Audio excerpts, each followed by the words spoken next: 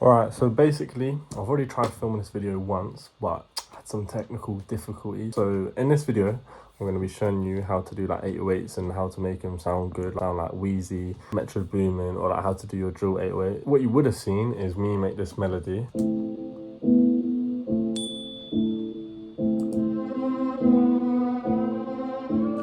Just a little simple dark melody because it fits all three types of beats. What I did was make a simple drill pattern.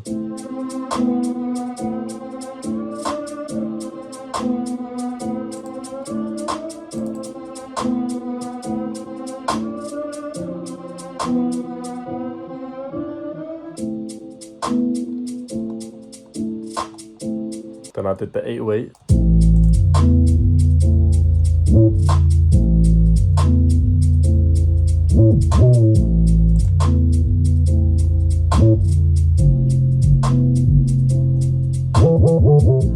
So how you do the slides, you want to place a note down, double click on it, press this little button next to the triangle, do that and that will make it a slide.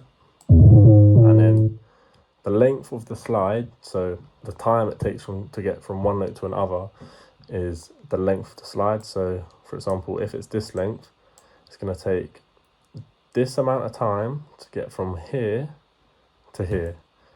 So in drill, they tend to do shorter slides. And you put another one down here to bring it back to the note. Like in a lot of Travis Scott beats, they would do like a long slide to make it feel like almost like you're drunk. In a lot of drill beats, you'll hear this kind of pattern. That little thing. And then what you'll often hear as well is maybe like an echo, like they do that, they make the 808s like an echo before the drop. This is literally just how they do it. So they just, all it is, you just do whatever pattern you want and then next to it, reduce the velocity and it just makes an echoing sound rather than putting delay on it and trying to automate it and shit, just, yeah.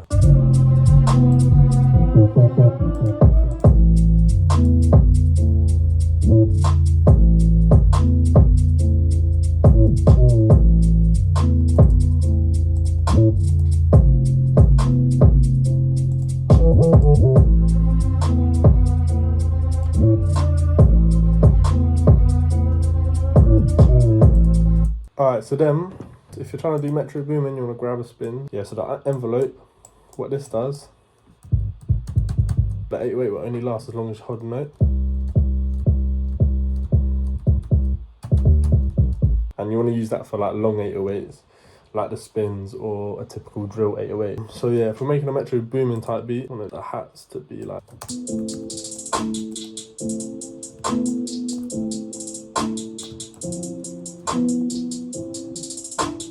Alright, now we got the hi-hats.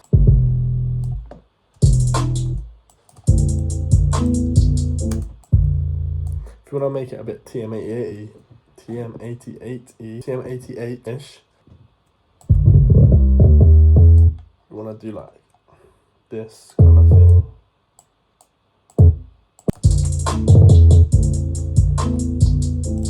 Alright, yeah, so you hear the 808.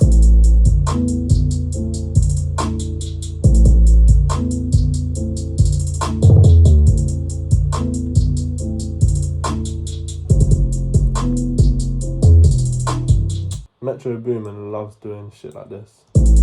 Ooh, where he does that little da-da-dun at the end of his 808 pattern, just a variation. Alright, so then we're gonna put in a kick now.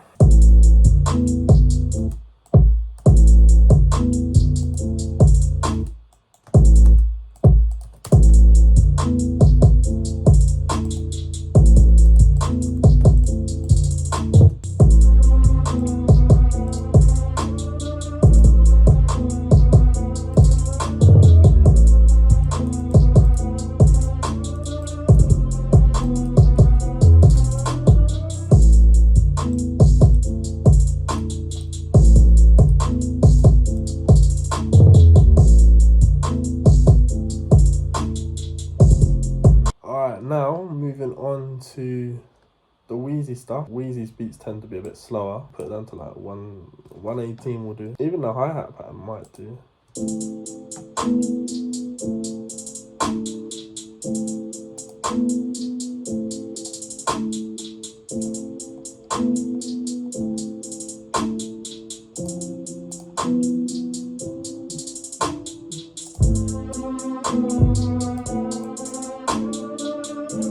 Alright, now to get the proper like hard hitting 808, obviously Wheezy uses like a Z808. This one's called Wheezy 808, but it's basically just a variation of a Z808. And to make it hit hard, you want to boost it, but you don't want to boost it like that to 31%. It's too much. I never go higher than 6, depending on how like the mix is, but I normally stick around 2 to 4, so I'll go for 3. Wheezy does this a lot. He'll start off in a higher octave, and then he'll drop down.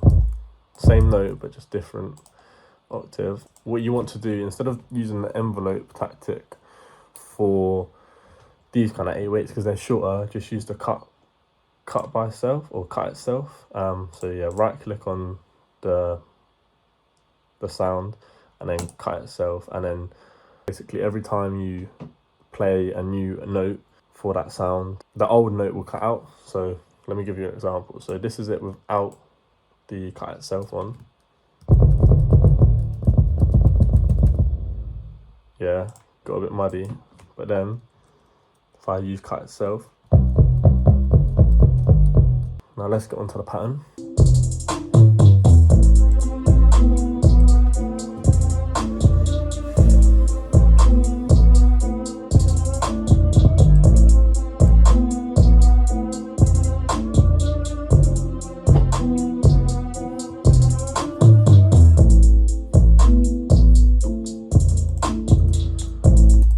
Let's add a kick now. A lot of the time people don't use kicks when they're using 808s like this. Even the spins, people don't use kicks. But I'm just doing it so I can show you how to mix the kick after, if you want to use a kick.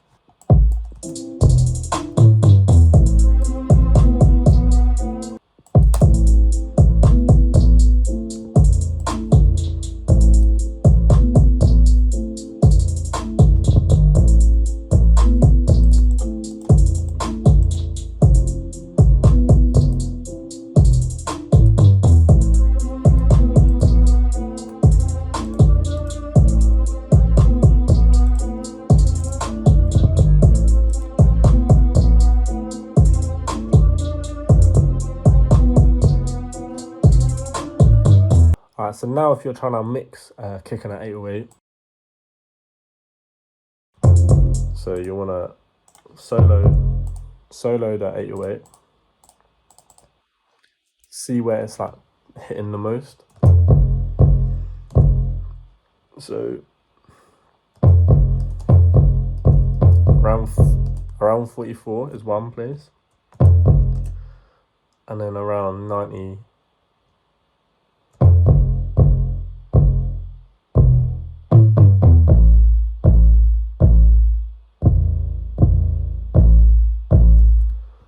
Alright, so yeah, so it's around like 40 to 50 range. We'll grab this one and move it along to 40 to 50 range. So say 45, and then we'll just lower it a little. And then the other one was like 90 to 100/110. So we'll just get this one, grab it to, let's just go for 100, and then dip it as well. You only want to make like little changes, because you don't want to take away like the whole oomph of the 808, otherwise you take away the whole oomph of your tuner. Like in trap, drill and R&B nowadays, like a lot of the groove and a lot of like that, the 808 or the bass is the main thing. So yeah, we've got that. We've got it like this. You see they're both peaking. It doesn't really matter, but I'll show you how to make it like more of a professional mix in a second. But I normally just let them peak, because when you add a soft clipper on the master, look, it doesn't let it go over anyway. You want to single out the kick now.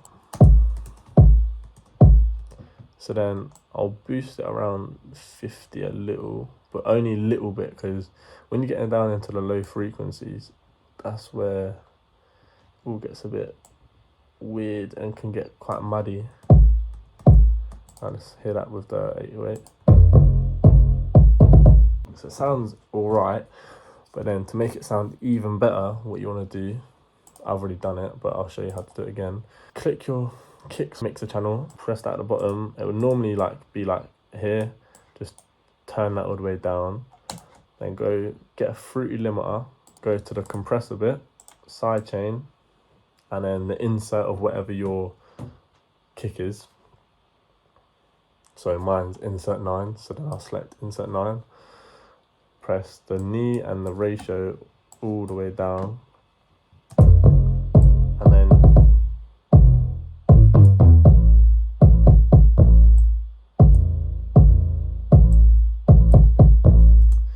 and then just adjust the threshold to what you think sounds good. Basically what this does is every time the kick hits, when the 808's playing, it presses down the 808's, like it compresses the 808's volume, like moves it down to make room for the kick, so they're not really fighting each other. And then obviously the sound of the kick's gone, the 808 returns to its normal volume. Fucking hell, I think I've butchered that, but I hope you understand what I mean. Like, you can see what's happening on the screen anyway.